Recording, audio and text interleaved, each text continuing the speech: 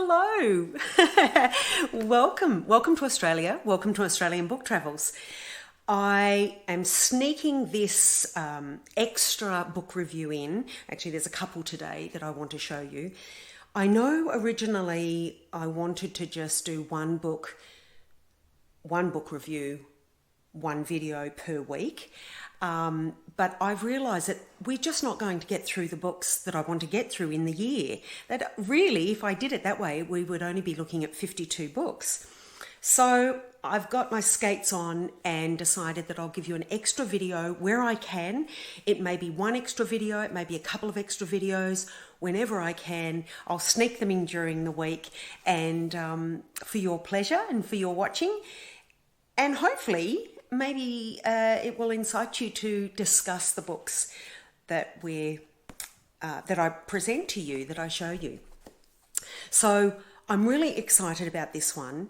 There's a few actually I'm excited about, but I really wanted to make sure that I organise this video first because I absolutely love this book. But let me explain. This is Diary of a Tuscan Bookshop by Alba. There she is there. The backstory of this is I bought this last year at a lovely bookshop, an independent bookshop in Melbourne, called the Hill of Content or the Hill of Content, depending on how you want to pronounce it and what you feel about the bookshop. I love it. It's my place of content, and content. Anyway, I bought this book last year, probably mid last year, and when I bought it, the bookseller behind the counter said to me, she said, you've decided to buy this book. And I said, yes. I said, because I really do love reading about bookshops. So it had bookshop in the title. And also my other passion is France and Italy. And it was a Tuscan bookshop. So I decided to buy it. And the bookseller said to me, she said, this is beautiful. It's a beautiful book. And the bookshop is beautiful. You'll love this book. So I thought, that's a really wonderful recommendation. And I was pleased to buy it. Then I came home and popped it on my to-be-read pile, which is just boxes of books. And I thought, look, I'll get to that next year. So, cut a long story short, earlier this year I decided that I would start with this. I would start on this book. Now, it is, excuse me, you know I hate this, but anyway, it is only, I think it's 180 pages, 192 pages, which I could get through in a night. I could, certainly within the day, depending on what's happening. So I thought, this is going to be a quick and easy read. How wrong I was. Let me explain. Alba was in publishing for a long time. I think from memory 20 years, because it has been a few weeks since I read this. So I think she was in the publishing industry for about 20 years. And she decided that as much as she loved that, she just wanted a quieter life. I think on the back here, yes, it says she was working in Florence. She wanted a quieter life and, maybe to slow down. So she decided in 2018, 2019, that she would open a bookshop in her hometown in the Tuscan Hills. Now, everyone thought that she was mad because in her town, there are only 180 people. 180. Not 180,000, not 18,000, 180. So people in her industry thought that she was mad. But she did it for a quieter life and because this was her passion. She wanted to do it. So she gave up her working life in Florence and she built the bookshop. She built a little bookshop, which from what I can see is probably no bigger than your lounge room, the average sort of lounge room. It's little and it's beautiful. Anyway, so she opens it up in 2000, at the end of 2019 in the Tuscan Hills. And I think it's on a block actually that her family own or had owned at one stage, because she reminisces about the location where her mother was hanging up the washing and also where they had a vegetable garden. And she then opens up the bookshop, really little, but with care. She takes care on the decor and the colourings and the aesthetics outside, the environment. She really wants this to be a special bookshop. Unfortunately, and I won't tell you the whole tale. It is true, obviously. It's a diary. It's sort of a cross between a diary and a memoir and musings, thoughts and things like that on a day-to-day basis or a weekly basis. Now she opens the bookshop in 2019. In early 2020, a little tragedy happens and she has to rebuild and reopen. Or not necessarily rebuild, but she has to renovate and she does have to buy new books and things. And then along with that comes the pandemic. So poor Alba is right up against it from the beginning. And what better way to determine whether something is right for you, whether your passion is where you should be. I'll just let you know too, it is translated by Alina Palla from Italian to English. When I started reading this book, I thought to myself, this is poetic. And when I Googled Alba Donati, she is actually a published poet. So by saying that, what I'm trying to say is you can tell that she's a poet. The words, she is economical with her words, but they are meaningful and they really hit the spot. Whether it's in your heart or whether it's in your mind, she hits the spot.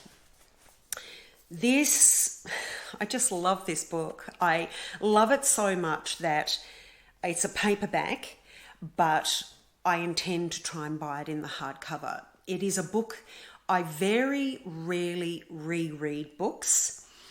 They have to be something special. And this is a book that I will definitely reread.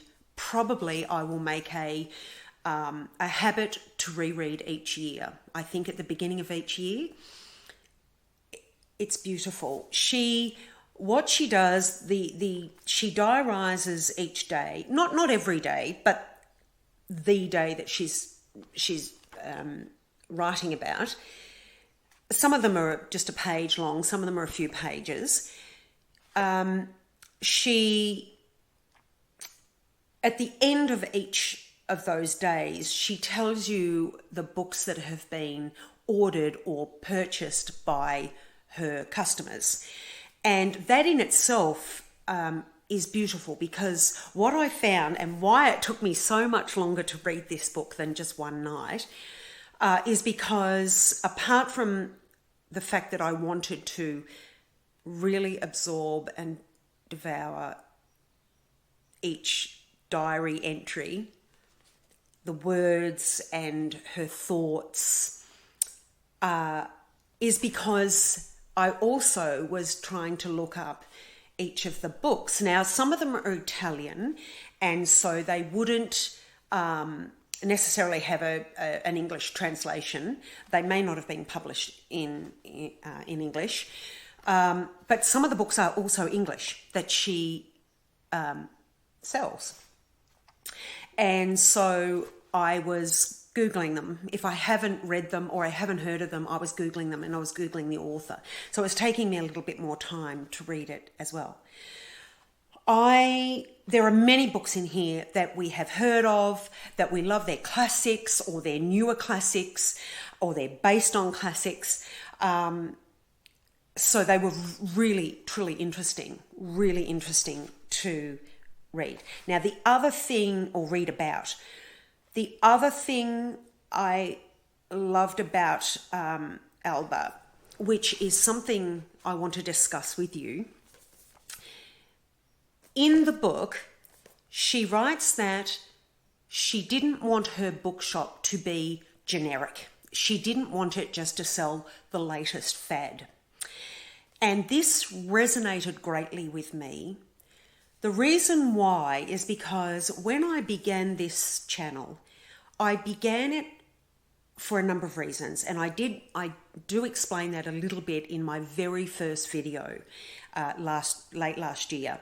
And that is because I was unwell. I have been unwell for a while. I'm much better now. Hopefully I'm cured, I hope. But I was unwell and housebound for a long time. And I realized that if I could start a YouTube channel and show you Australia whilst we're on the search for bookshops, but also discuss my real passion, which is books, or one of my passions, which is books, then perhaps I could help somebody else who was housebound. And it would give you an insight into Australia and maybe entertaining in some form, whether you laughed at it or whether you loved it or whether you were absorbed in it. I wanted to present that to you.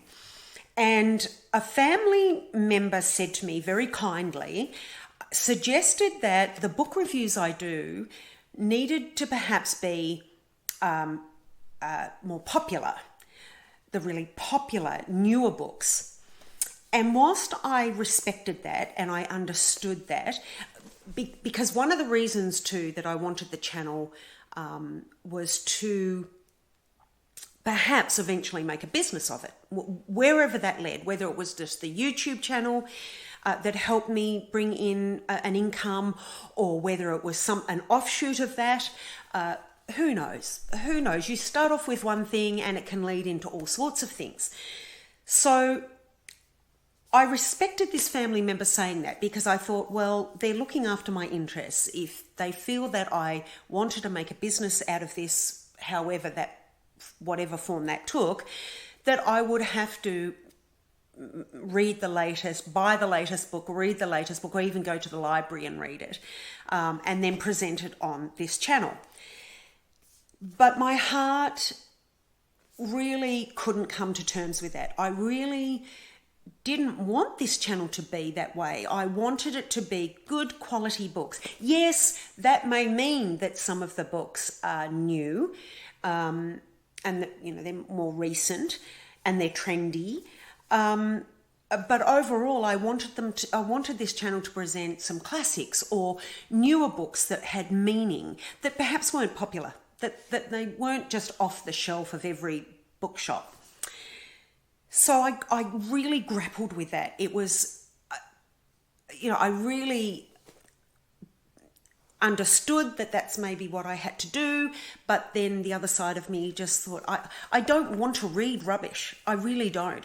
Just because it's new or, it's popular, I wanted to read beautiful books and I wanted to present them to you.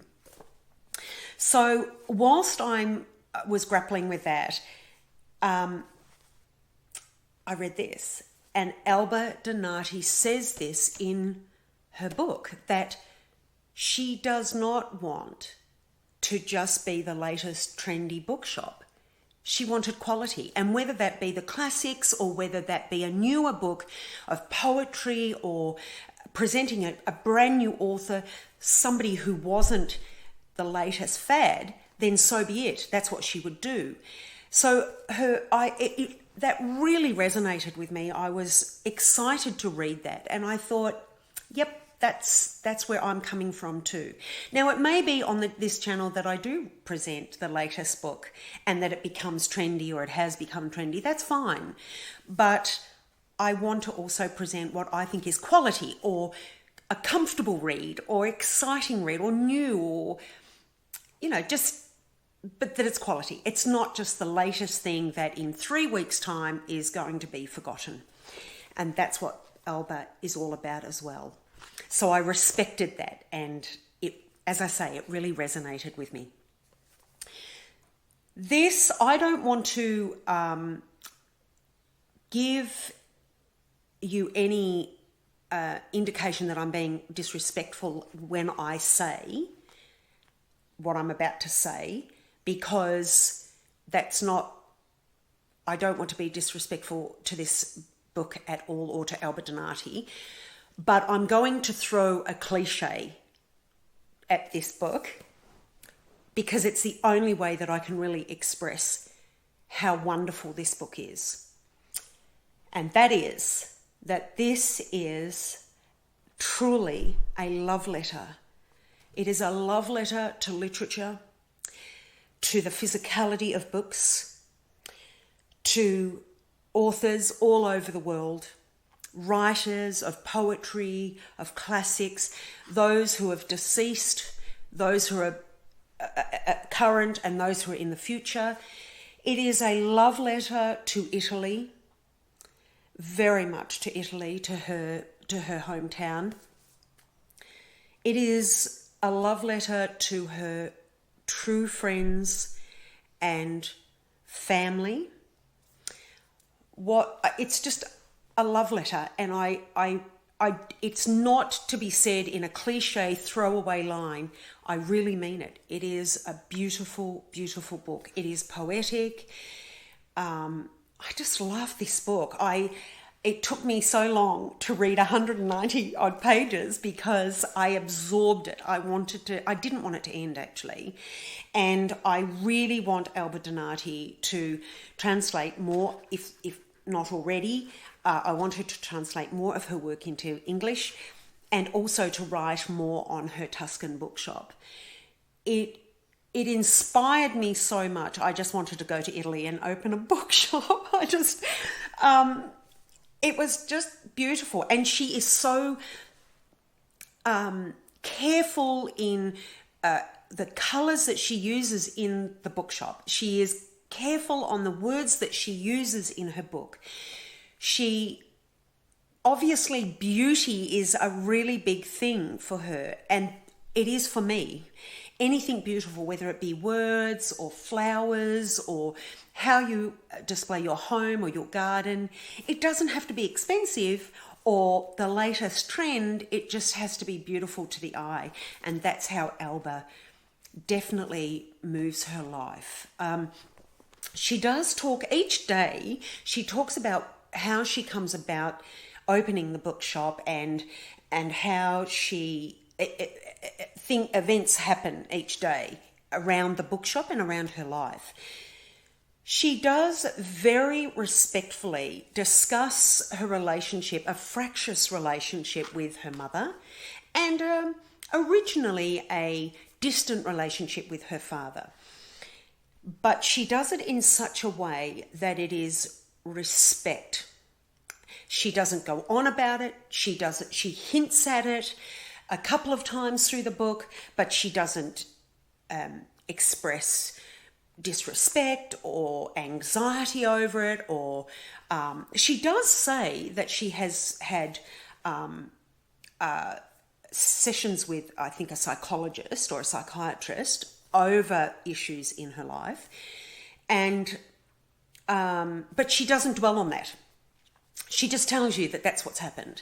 And so I have the utmost respect for her to discuss that, but not to dwell on it and not to go over it like, you're beating an egg. It just, cliche, it's just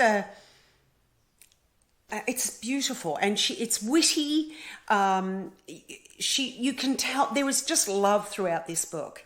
And there is information about this book. She discusses her love of her town and the environment around it. So the hills and the flora and the fauna.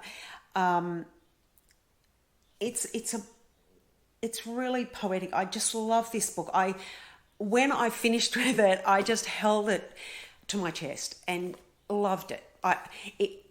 It's just a book I'll read again each year.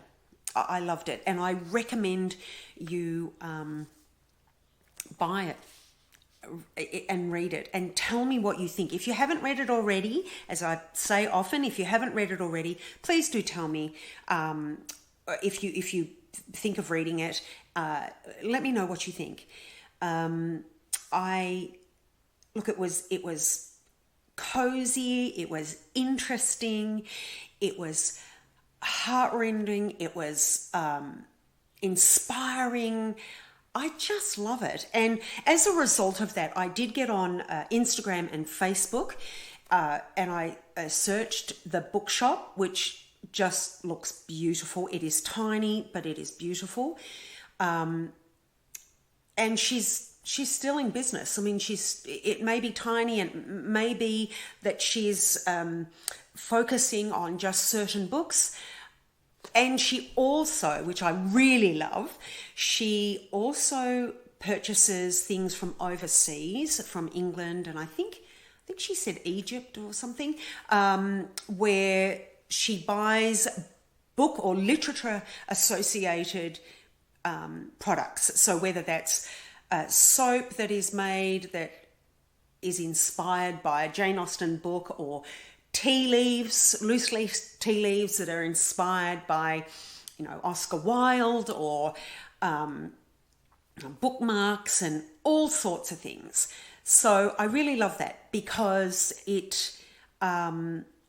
there is nothing more beautiful when you're a book lover, where you go into a lovely bookshop, no matter how small or how big it is, and they have other book-related paraphernalia. So whether that be biscuits that you can have with your cup of tea or your coffee whilst you're reading your favourite book or your newest book, or, a beautiful bookmark or a candle. She does sell candles, I think, from England that are inspired by Jane Austen novels. So things like that really make it more comfortable for you as the reader. And it's more beautiful when you go into a bookshop and you can buy a few little treasures, and you come home and you may have a bubble bath that smells of a library, or you have a cup of tea that reminds you of your favourite book, or what have you. So I really love that. And that to me also shows a love of what she's doing even further, that it's not just selling the latest novel. So you don't have to be a book lover or a bookshop lover to love this book. Alba discusses things throughout. When she's making a diary entry, it then may spark her to think of something in her life, and whether that's to go and buy groceries for tea and what she's going to make for tea, or whether it is the relationship with her mother, or a relationship with her best friend, or the beautiful relationship that she has with her daughter, or indeed her daughter's animals, pets that she has. So I really recommend this. I just love it. I really do. As I say, I am going to look for it in a hardback, so that I have it forever. And perhaps I will, when I do that, I will then give away this one to someone who really wants it. So if any of you would like to put your hand up once I buy the hardback, if I can get it, I will definitely give this away to one of you if you're interested. If you don't want to wait that long, or you don't want to wait at all, I recommend you go and buy this. It's absolutely beautiful. Alba Donati, I love you. I think you're the words that you use just touched me. It really did. A beautiful book. Now this one is by Weidenfeld and Nicholson, published. It's translated by Alina Palla, which I said earlier. And this was written in, or it was published in, let me see, 2022. It was written in 2021. The bookshop opened originally in 2019. I hope it actually goes from, it starts in January 2021 and it finishes in, I think it's, June 2021. So it's only 6 months. So please, Alba Donati, if anybody knows Alba Donati, or if Alba Donati just happens to watch this, which I doubt, but please write another one. I love it. I would love a series of these, actually. I think it would be beautiful. In the meantime, I'm going to see if any of her poems are published in English. If not, I may just risk buying an Italian version and then perhaps trying to translate it myself with friends who are Italian. Thank you, Alba Donati. You've made my January, you made my year. I love it. So that's that one. I just want to dedicate a whole video to her, but I just think it's a beautiful book. But anyway, without taking up too much more of your time, another one I read earlier in January, and I think when we went to Castlemaine, I told you that I had bought this book. It's a children's book called The Lost Library by Rebecca Steed and Wendy Mass. There it is there. Again, because it is a book about a bookshop or a library, I buy it, whether it's a children's book, a young adult, or an adult's book. Whether it's a reference book or a novel, I don't mind. I really love reading them. And to be honest, I have never been disappointed with books about bookshops or libraries. I just never. That's actually something, before I go on with this, I do want to tell you, if you're wanting to equate this book, I don't know why I did that. If you're wanting to equate this book to anything, it really had a ring to me of Chocolat by Joanna Harris. If any of you have read that or if you've watched the movie, there was just this romantic and poetic air to it that Chocolat certainly, and the follow-up, one of the follow-ups, which was Strawberry Thief, it just reminded me of that, and a little bit of, I haven't read the book, but I'm going to, but I did see the movie The Bookshop by Penelope Fitzgerald. The movie was an adaptation of that. It sort of reminded me a little bit of those. It's just beautiful. There's a bit of romanticism about it, and yeah, it's just beautiful. Anyway, sorry, I digress again. The Lost Library.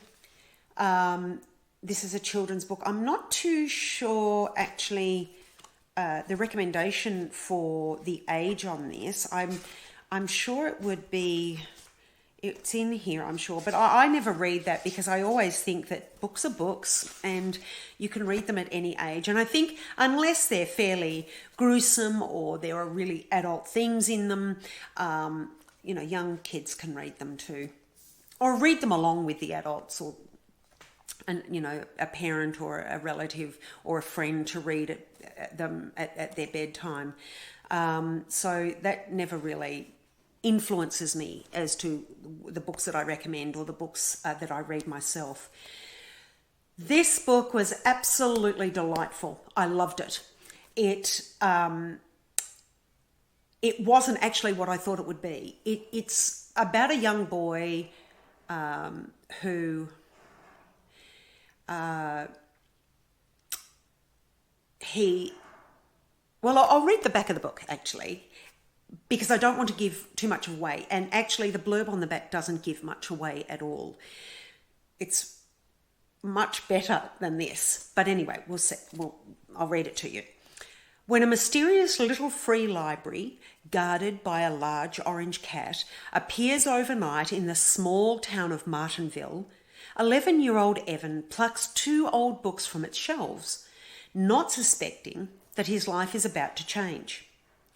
Evan and his best friend Rafe discover a link between one of the books and a long-ago event that the grown-ups don't want to talk about. The 2 boys start investigating the mystery. What they find will transform the town.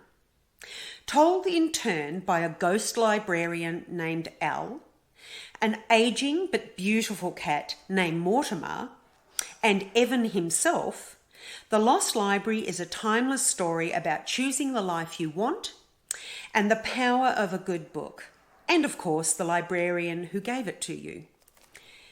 It's so much more than that. It is really powerful.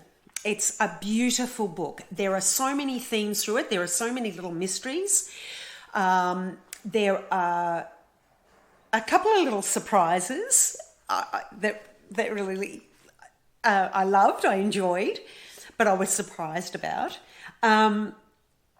It was well written and a really interesting storyline, or multiple storylines actually, that converge into the one, or become the outcome is the main storyline. Absolutely beautiful. I thoroughly enjoyed reading it. And each chapter is headed by whoever the story is from their point of view. So this chapter is Evan and his story, and then there's Mortimer the cat, his story, and then Al, the ghost librarian. Where is she? There, Al. So some of them are really short. There's just a few little lines. I really love this. I recommend you read it. It is a lovely, it's in, you know, there are morals behind it, but it's just a lovely, carefree story. I won't give too much away. I recommend it. I certainly recommend it for young ones. I think it's a fantastic book for young ones. I think it's a great one for the adults. Yeah, do read it. It's lovely. Now, this one is published by Text Publishing. Is that right? Yeah, Text Publishing, and it was published in 2023, so only last year. I did buy it last year when we went on our trip to Castlemaine and read it. I think I actually read it after Diary of a Tuscan Bookshop. But look, these two are really great books. This one for adults, definitely just beautiful. I loved it. And this one was just so much fun, easy to read, and interesting and surprising. I really loved it. So if you have read them, or if your young ones have read this one, let me know what you think. And if you haven't read them, please go out and buy them or borrow them from your library. I think particularly with this one, you'll want your own copy. But yeah, let me know what you think in the comments below. But I think that's all for today. I will try and get some more videos in perhaps during the week so that we can catch up a little bit. There are so many books I want to share with you that I think would really, you'd really enjoy. And yeah, I think that's it. So until our next video, whatever that may be, it may be another book review later in the week, or we may catch up on Saturday for our travel. But until then, please stay safe, enjoy your week, or enjoy the next few days whenever we next catch up. Happy reading, and I wish you much happiness. So until then, bye for now.